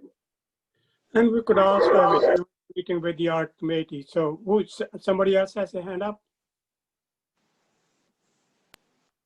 Okay. If there are no further questions or comments, all those in favor of the motion say aye. Did you have a second? Yeah, we did. So Yeah, aye. Aye. Aye. okay, anyone opposed? Okay, so the motion passes. We will all have an opportunity to look at it when we, well, at a later time. Okay, we are on to item number 6, the allocate funding for temporary improvement at Stonehorse Green, $300 for signage, funding, and lighting. Abby, you want to take it Sure. up and tell Yep. what it is about? So for the signage, I would have to defer to Kathy. I know she was interested in getting some signage at the Stonehorse Green. I think it was related to like the rules and regulations of the site. If I understood that correctly, Kathy, I just had these plaques ordered from Alpha Graphics, and this is for the Arts Committee for one of the murals that they have. These just go simply as, you know, posts in the ground. You can pour a little bit of cement, and they're pretty durable. They're not stainless steel. They're printed locally by Alpha Graphics, and they're relatively inexpensive. So if you wanted to go with some signage, you could get a couple of these for less than $300. My main thing is I think we do need to have no dogs on the green. I was there and somebody had their dog sitting on top of the table and I was just so completely grossed out. I couldn't even, I just think we need to put at least a couple posts out for people to know that there's no dogs allowed in the green. That's unacceptable. Dog sitting on a table. Oh, okay, but that's what where I was going, and I don't know if we want to put. I mean, there's not a whole lot we need to more than that. I think we need to stress again. I don't think we need to put in. I can't think of anything else that we'd need to have on there. Would you want to have the hours that the name of the space, the Stonehorse Green, the Yes. hours, and then also maybe have some information about the rules around alcohol, because most people don't know that you can bring your own beer to the site as long as it's not a glass bottle. I could like mock up maybe what we would want to include on the sign and then send it over to you, Kathy. Well, maybe the website too, so people have if they want to donate or they want more information on how to, you know, engage, might be a good idea. Yeah, good idea. Kari has her hand. Kari? So I think the second thing I wanted to say just flew out of my head. Oh, about the alcohol and the seating. It might be kind of nice if people knew that the 20 or 30% of tables that the Village Green has taken over are actually available for seating by everyone, because they're providing table service to tables where they have an umbrella. And like I got takeout from Free House and ran into a couple of friends, and so we sat at opposite ends of the table, and I got kind of a big stink eye from my friendly waitresses who I all know at the VG. And so, you know, we're coming to the end of the season, but I think that these issues of like territory, if we're going to have this going on for a while, could get to be an issue. Well, that was one question I had also about the hand sanitizing station. That was pretty well nestled right up against Village Green. I would have liked to have seen that more centrally located so more people knew about it. So then it got moved because when it was first placed out there, it was right next to the billboard. Yeah, it was not. And Kari, I know what you mean. I know like they put the umbrellas, but they also, you know how we went and we tried to make it so that all the restaurants were included in the picnic, you know, if you want to order out, and they added tags to the umbrellas that were specifically to the Village Green. And I think that if we wanted to add more, I mean, so they don't, and they understand that they don't own the picnic tables,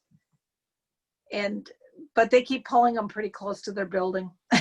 Yeah, I know. And I mean, I'm an equal opportunity hamburger and beverage consumer in downtown Middleton. And I, you know, go to all those places and I like all those people, but it's, I don't know if it's not a problem for people who are, as long as there are places where people can sit who are not eating there or, you know, that feel comfortable, then, you know, you don't need to be petty. The other thing I would say is I think you can probably anticipate some disgruntled dog owners who are not, you know, I think there will be just as people will complain if some idiot lets their dog on a table, there will be dog owners who will feel like it's a natural part of a stroll with their dog if they run into a friend to plop down on a picnic table for a few minutes. Okay, Karen? Yeah, just on that one. So I think if we're doing signs, a little placard that we can actually just tack or staple or both to the tables to say this is a public seating area would be a good addition. I mean, to be honest, like I'm not going to fault Village Green. They made a silk's purse out of a sow's ear, right? There's tables, bringing it out, so like, good for them. But I don't like it when people like Carrie's story where all of a sudden they're not allowed to sit at the public tables.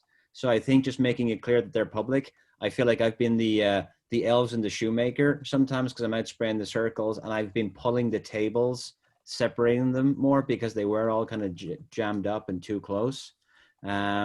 So I think we want the restaurants to use them, so that's great. But let's make sure the public can still sit at these tables because that's part of just getting foot traffic down there. Really, yeah. Some way that we do that. And look, people will move the tables themselves anyway. I'm not going to fault restaurants for that, but we just want to make sure, particularly that they keep they're distanced, right? That was my main concern, was they were beginning to get too close to each other.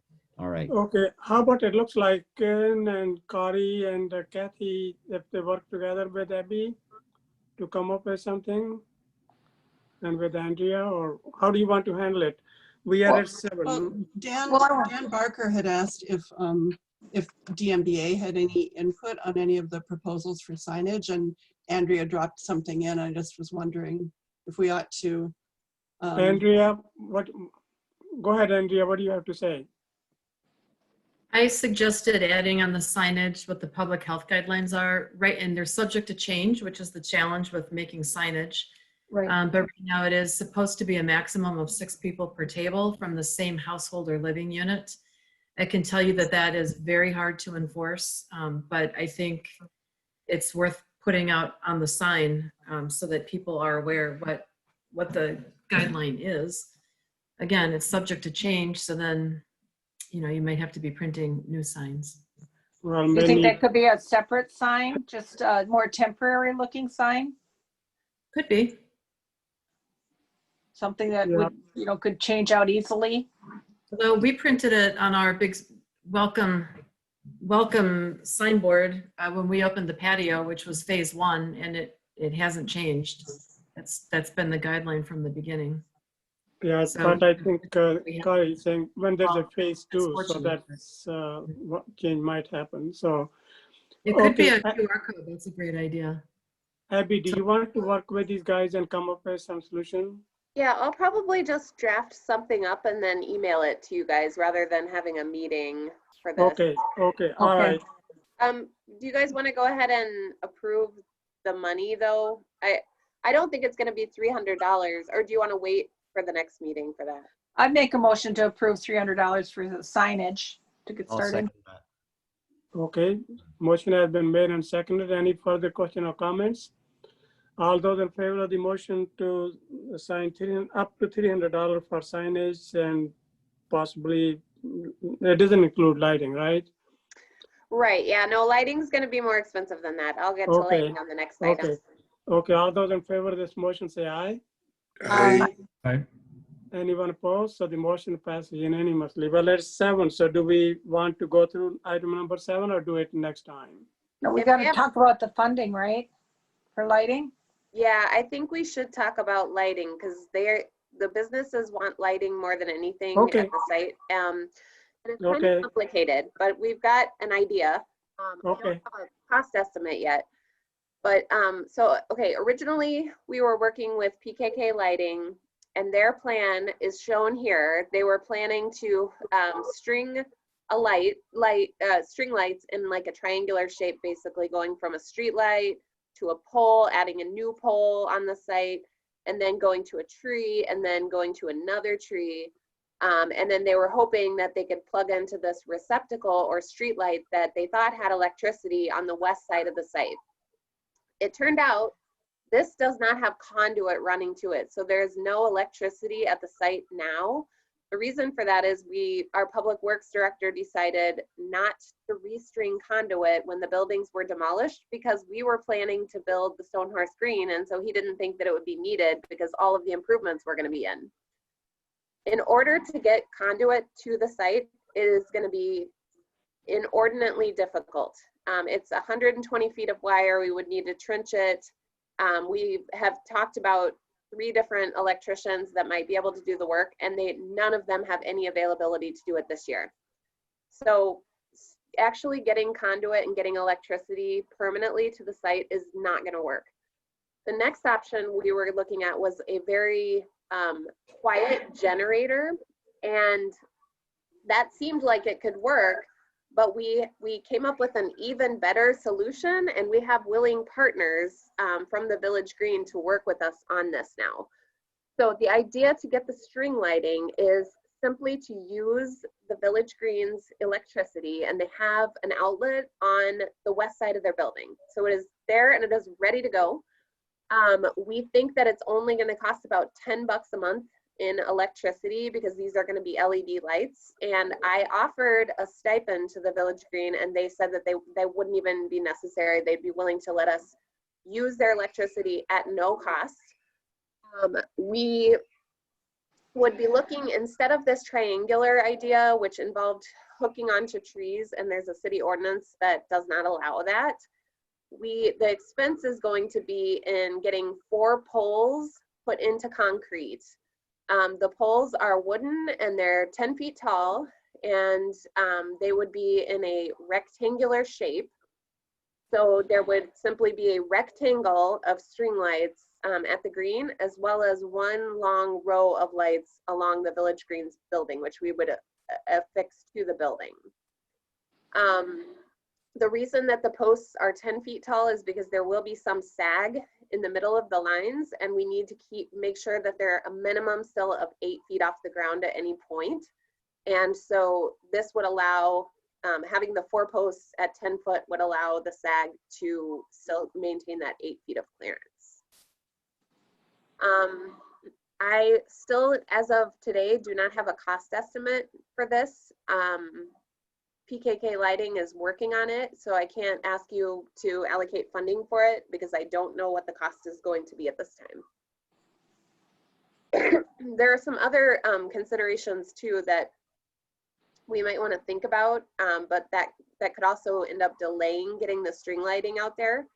And those are if we end up doing an ice rink or a shelter. Those 2 things could impact where we would want the string lights to be, and also, you know, installing an ice rink when there's already lighting, it could be a little challenging. But if the goal is to get the lights up as soon as possible, we have a company, PKK Lighting, that will do it for us quickly. So are you going to have some sort of a estimate from them, or could it be flexible in case we come up with the ice rink that we could change it, or think that there will be ice rink and put it in a way that that we are going to have a ice rink? Yeah, I was I on the don't know, what phone do you with think? PKK several times today, and I had hoped that they would get back to me in time for the meeting, and unfortunately I still don't have the cost estimate. Okay, well, let's, what everybody else thinks. So let's see.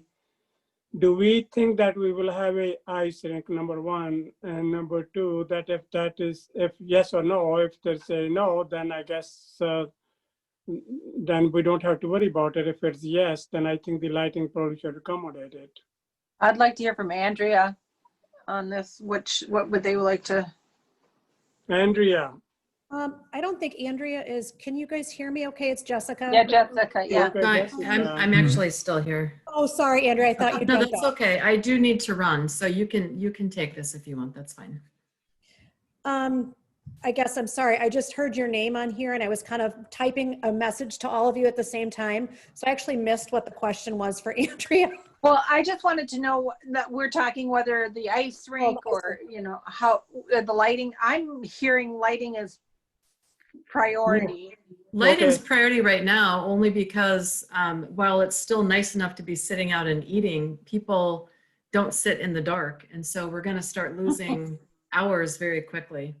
So, Okay, so that's a very go with the- short-sighted answer, quite frankly, but Yeah. I think it'll even whether it's other activities going on beyond eating, lights are necessary and they Right. create ambiance. Can I add, So- is it possible, I put a comment on the side, is it possible to get electricity to the 2 large trees that are there instead of trying to string, I mean, it would be 1 string going to the trees, but I would think those trees would be something we would want to maybe add lighting to anyway in the future for Stonehorse Green. And the trees lit could be all seasonal and it wouldn't be conflicting with a rink if that was a decision to go forward with.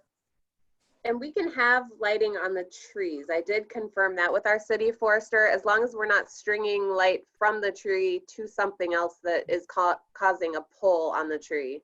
But Okay. but to get the lighting to the trees, we would have to probably bury an extension cord or something coming from the village green over, and I'm not sure how we would get over the sidewalk. That's the problem, is the trees are on the opposite. Well, there's the pin oak tree on the west side that's within the plaza site, so that one would be easier.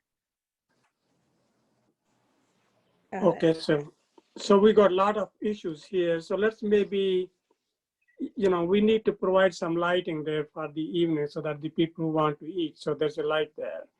So how about if we try to solve that problem?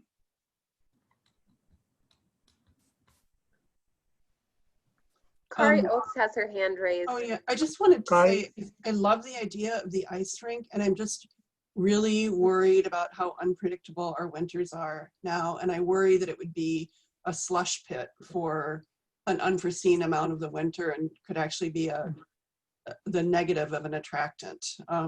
As you know,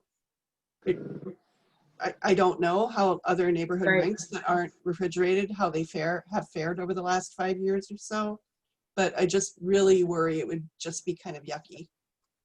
Yeah, and I've talked with our public lands director, Matt Amundsen, about this, and he recommended if we were going to do it, he recommended that we would rent a synthetic rink rather than trying to have real ice on the site. But he's also very concerned about maintenance, because you have a synthetic rink and snow falls on it, and who's going to clear the snow, and where is it going to go, and what kind of equipment are they going to be able to use, and how are they going to get the equipment onto the rink without damaging it. So there's a lot to think about. I have a meeting with Matt tomorrow morning to talk with them about it. Okay, so maybe let's not worry about ice rink this year, not right now, and go with the lighting. Is that how everybody else feels, that the ice rink does have a lot of things to work out? Yes. Okay, This is Katie. I would say yes, the same. We have a little park here in the Meadows at the end of South Avenue that has an ice rink that has been unsuccessful for the last couple of years because of the warmer weathers. okay. All right, so I think it looks like Abby, the lighting. So let's so consider that we likely would not have the ice rink. So you don't have any estimate. You will come up with an estimate and come back to us, right? Or what do you want to do? Yes, yeah, I'll bring you back an estimate, and I might even reach out to see about scheduling a special, real short meeting with just that on the agenda so that we can keep it moving. Okay, now do we go to the item number 7, or what do you want to do, or have that along with when we have? Unless you want to talk about the other temporary improvements that the DMBA brought up, which is some kind of shelter. I was just looking online. You know how you see these temporary carports? There's some that look like the wedding tents. They're made to stay up longer, and they're not that expensive. And they can have sides on them. I guess I'd want a legal opinion as to whether or not that's indoor at that point, right? How does that apply? I think I heard that if you have more than one side down, it's considered an inside area, but I can't remember where I heard that, and that maybe had been a public health Kathy, I think that I was on, Madison.com, whatever the the State Journal website this week. And Dane County Public Health clarified that if more than one side is down on a tent, that it's considered an enclosed structure. Okay. For now, that's what they're saying right now with winter coming on. One thing we had brought up in DMBA when we were brainstorming was, could we reach out to one of these event planning companies? I know that, Abby, you've already done a lot of work trying to do that before, but we were thinking maybe they would offer us a reduced price, seeing as probably no one is renting out tents right now, or very few. But is it possible to get something, Kathy, like you suggested, where it's better in the longer duration and harsher weather, but it would have sides and you'd only have one side down that would be protected of the wind. But then of course it gets into things, Abby, like you said, all the details with the ice skating rink plan, like who's going to maintain it, who's going to bring down that one side, how do we make sure other people don't bring down other sides? And it seems like shelter is only beneficial if there's some sort of heating element above too. I know they do have things like that, but again, now we're getting into electricity. So it's a great idea. When I kept trying to envision things that would work to bring people downtown, I can't stop thinking about a shelter and providing that protection from the wind. And, you know, I have visions of people getting hot toddies and sitting out there, but is that practical with all the maintenance? Right. Yeah, is it practical is the question. And I don't know, maybe people think not practical right now because nothing's practical in 2020, but keeping that in mind, but we'd be happy. I know, Abby, in one of our meetings, we said we'd be happy to reach out to some of the members on Chamber, our event planners, and have some of this equipment and just ask if you thought it was a possibility to look into. That sounds like a great idea, Jessica. So yeah, you might have better success getting a steeply discounted price. I did call all of them that are chamber members. Okay. And the best rate that I got was $5,000 for a month. Okay. But hopefully, I mean, I think you might have a better chance, you know, and have that business relationship, and you might be able to get a better price. You know, and then I thought also one of the other ideas that came up was, could it be sort of a 4-post temporary wood structure, like kind of like at Lakeview Park, there used to be one that's easily taken down and put back up or moved to another park after this whole thing is over, or maybe taken out again, depending upon where things head in the future with COVID. But would something like that be okay as long as it had open sides? And then you'd have heating elements up above, like those lamps that you can get. That was another thing, because maybe by the time we simply can't afford $5,000 a month, but if it were $2,000, by the time you get done with all those costs, would it be better just to find somebody who could construct something easily taken down that's out of wood? So Jessica, do you want to form a small group, and maybe you want to work with her and come up with some solution? Sure. Or at least some options, so then we can look at them. Okay. Okay, so let's do it that way. So Abby, Jessica, and you can see whoever else wants to work with you. So, okay, so are we done with item number 6? So do we have time for number 7? I know I had a meeting at 7, but I think Barry Levinson has been waiting patiently on the call. Okay, let's go with Seth. Okay, it looks like, you know, some other people might want to work with you as well. I think you, Jessica, and Karen looks like he would be interested, yes, and Karen is good. And let's go with Barry. Barry, you're up. Thank you. Let's see about the virtual muster day. And sorry for keeping you waiting that long. That's all right. Well, it was definitely a different kind of muster day. There were no games in the street, no children's activities, no hot dogs, no mustard tastings, no live music, except for the accordion player that we had from Middleton. We did hire an accordion player. There were no crowds like we usually have. However, because we did it as a virtual event with a kind of live stream, when I say live stream, it was partially live and partially pre-recorded. So we did have people from as far away as India attend. Wow, wow, oh, yeah. Wow. We did. So, and we did get comments from people you know, far away saying, finally, I can come to Mustard Day, because they were happy about that. it's hard to tell exactly how many people have seen it. We estimate that at least 5,000 pairs of eyes and ears tuned into it at various times, because it is still available for people on Facebook, and I believe also on YouTube. What we did, we did this both before, during, and after we promoted Middleton and Middleton businesses. Mike Davis also appeared in live to give greetings for that. We had a pre-recorded great piece from the Capitol Brewery, and we were to have the chef from Long Table. He was scheduled to do a live cooking demonstration, but unfortunately he got really sick, was throwing up in the morning, so we said, you know, not a good idea. So that unfortunately we did not have.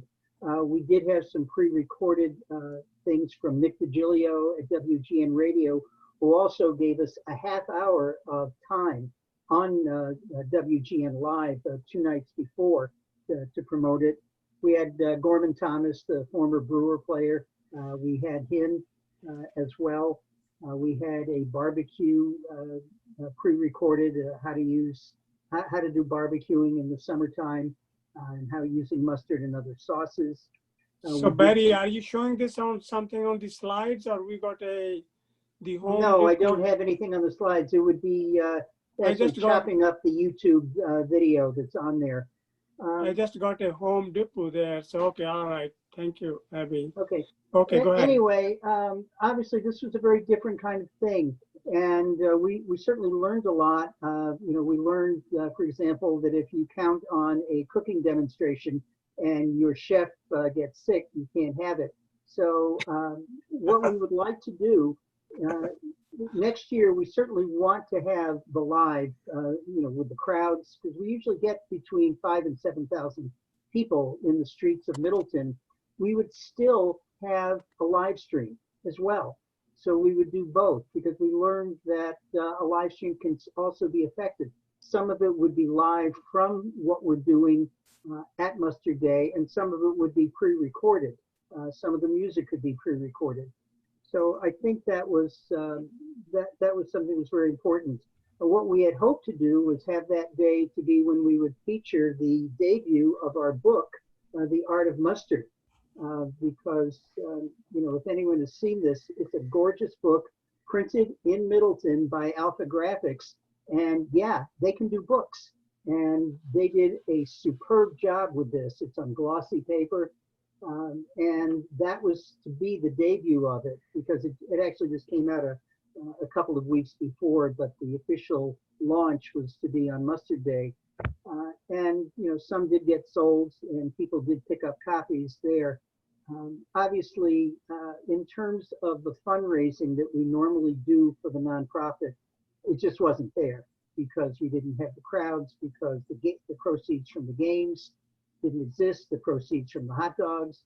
And I know that the separate store also missed out on what is normally the biggest day of the year, even though a lot of people, or some people, did show up because they can't resist coming to Mustard Day, coming to the Mustard Museum on Mustard Day, even though we did not actively encourage a lot of people because of size of crowds. We just didn't want to do that. And everyone was wearing a face mask, all staff was, and we certainly had people doing that as well. So the difference for the store, unfortunately, was about 7% of the normal Mustard Day sales. Not 70, but 7%. So it was very difficult, but all the businesses are suffering. I think, considering the circumstances, I think we did a good job. We were promoting Middleton. We used Middleton businesses. We used the Middleton Entertainer. And I think that's, we also had a Middleton-based business do the live stream and also promote it. We also promoted it on Channel 3 and the associated affiliates with Channel 3. We've also done a lot of advertising, Come to Middleton, on Wisconsin Public Radio. So that's, we certainly did a lot of that. And we did get some press a good deal of press about virtual Mustard Day. You know, it would be nice to have everyone there again. It's a lot of work, but you know, we're looking forward to a real live crowd at Mustard Day 2021. But we're also intending to use the live stream, or at least something that is partially pre-recorded as well. And that taught us something as well, because now I think people are looking for visual internet. And we have already started doing some visual YouTube pieces about Mustard and about coming to Middleton and about the Mustard Museum. So we have a channel. We do have a YouTube channel, and we have posted several videos in the last few weeks, and we're working on that. So I'm learning how to be a video editor. So trying anyway. So any comments? Gurdeep, I think your mic is muted. Thank you, Barry. Great job. Any questions or comments for Barry? Boy, I mean, doing this, Barry always does a phenomenal job, and this was a especially difficult situation, and he still pulled it off. So I'm sad that only 7% rather than 70% of the normal business, but I guess you did the best you could. So yeah, we did the best we could, and you know, we are open. All of the tours that were scheduled for this summer canceled, unfortunately, because we had a lot of tour groups. We actually have one scheduled for Monday. We'll see if they're still really coming. let's hope. Yeah. Okay, any questions or comments for Barry? Well, we hope for the best Mustard Day next year, Barry. Thank you. Thank you for all what you do for the Mustard Days, for the museum, and for Middleton, and for the people in general. Great job. Thank you, Barry. I appreciate that. Well, any further question or comments? As you can tell, that CDA is doing a lot more than what it used to do, and I guess it is making a difference. And you guys are phenomenal. And thank you. Need a motion to adjourn. I'll make the motion to adjourn, Kieran. I'll second it. Okay, I know you guys all like it, so which is a good thing. All those who want to adjourn, say aye. Aye. Aye. Anyone opposed? Well, we are adjourned, so you're still allowed to stick around and talk to each other, I suppose. So, okay. Otherwise, good night and see you soon. Thanks, everybody.